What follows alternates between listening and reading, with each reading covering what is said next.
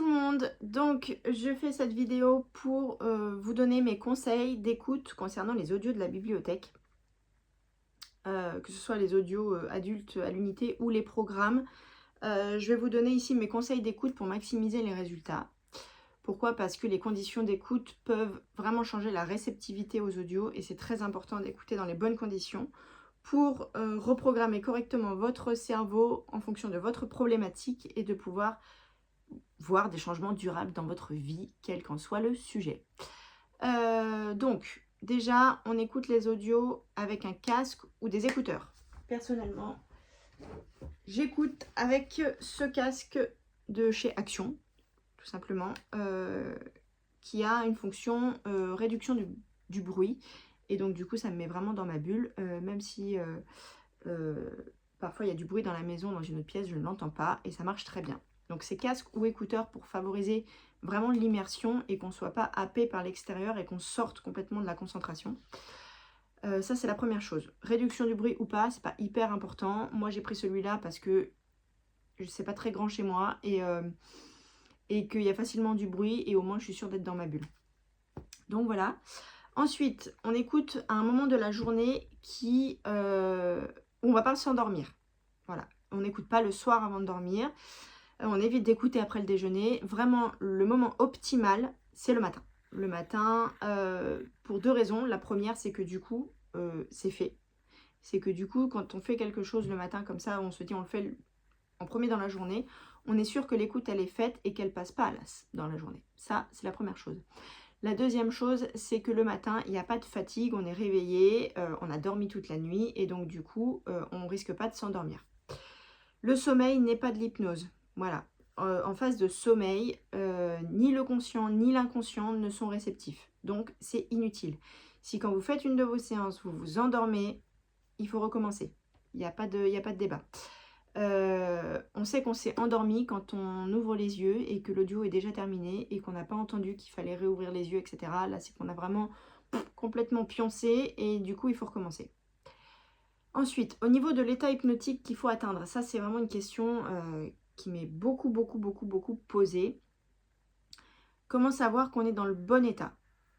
Tout simplement, déjà, quand on ferme les yeux, qu'on respire à fond, et qu'on se concentre sur ce qui est dit, déjà, on est dans un état de conscience modifié. Donc, il ne s'agit pas d'avoir l'impression de complètement partir en transe, il ne s'agit pas d'avoir l'impression d'être complètement déconnecté, ça n'a aucun intérêt. Il y a des gens qui vont se dire que si on ne part pas dans une transe complètement limite, qu'on a l'impression de ne pas être là, etc., ce sera plus efficace. C'est pas vrai, c'est pas vrai.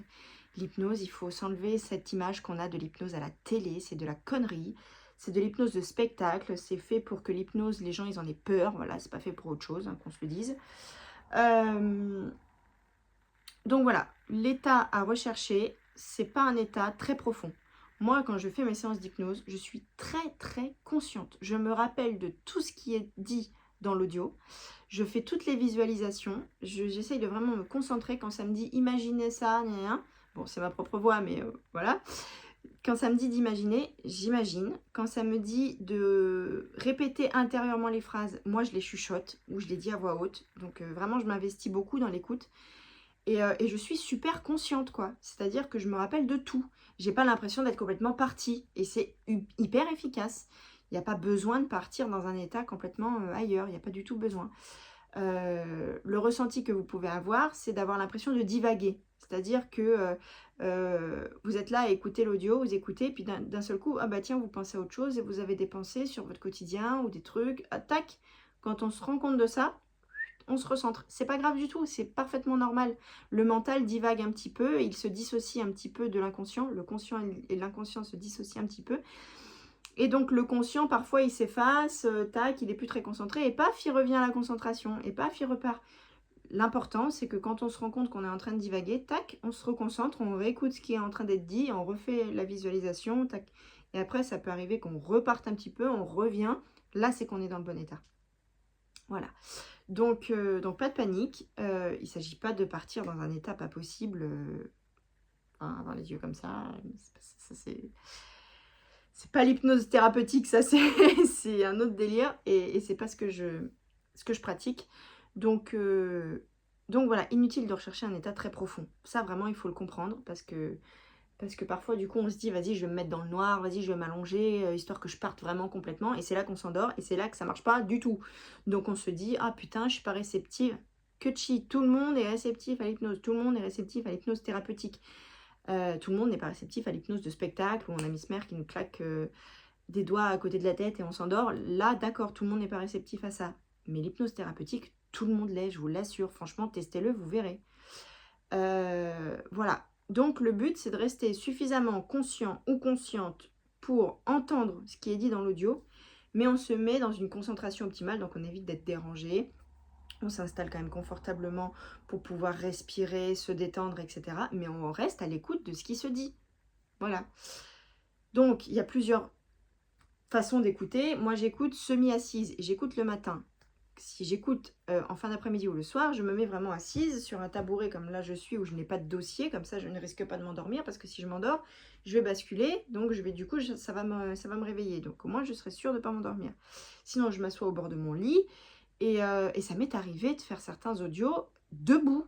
Quand je sais que je suis fatiguée, que je veux vraiment faire l'audio et que je ne veux pas m'endormir, je l'écoute debout. Et il y a plusieurs de mes clientes qui l'écoutent debout. Voilà. Donc, vraiment, il faut chercher cet état où on est très concentré sur ce qui se dit, on fait la visualisation à fond, mais on n'a pas besoin d'aller partir dans un état complètement ailleurs. Ça, c'est de la connerie. Voilà. Donc, on s'assure de ne pas être dérangé. On met son casque ou ses écouteurs. On le fait à un moment de la journée où on n'est pas éclaté au sol. On met son téléphone en ne pas déranger pour éviter d'être emmerdé à tout va par des appels publicitaires. Si c'est comme moi et que vous en avez 15 par jour, c'est même pas la peine. Voilà, on se met dans les meilleures conditions. Et surtout, on répète. C'est-à-dire que si le travail de fond que vous voulez faire, c'est un seul audio, par exemple sur une phobie, voilà, vous écoutez l'audio tous les jours. Voilà. Il n'y a pas de débat. On écoute un audio, on ancre le changement. Plus fréquemment on écoute l'audio, plus vite on va reformater notre cerveau. Le cerveau a besoin d'entre 21 à 28 jours de répétition pour en créer un nouveau schéma, une nouvelle habitude, un nouveau fonctionnement, réflexe. Voilà. C'est pour ça que les programmes que je propose, c'est sur minimum 21 jours. Et que même les audios à écouter, je le dis au moins 2 ou 3 fois par semaine, mais plus vous l'écouterez, plus ça va marcher. Voilà. Les résultats sont toujours à la hauteur de l'engagement et l'investissement qu'on y met. Je ne le répéterai jamais assez. Voilà. J'espère que cette vidéo pourra aider celles et ceux d'ailleurs qui cherchent à toujours savoir s'ils ont bien écouté correctement, si ça fait effet, si ils étaient partis assez loin, etc. Enlevez-vous les idées reçues que vous avez sur l'hypnose. Si vous respirez à fond et que vous faites les visualisations, vous êtes déjà dans le bon état. Basta. Je vous fais plein de bisous, prenez soin de vous, écoutez vos audios et puis à bientôt pour une prochaine vidéo. Ciao!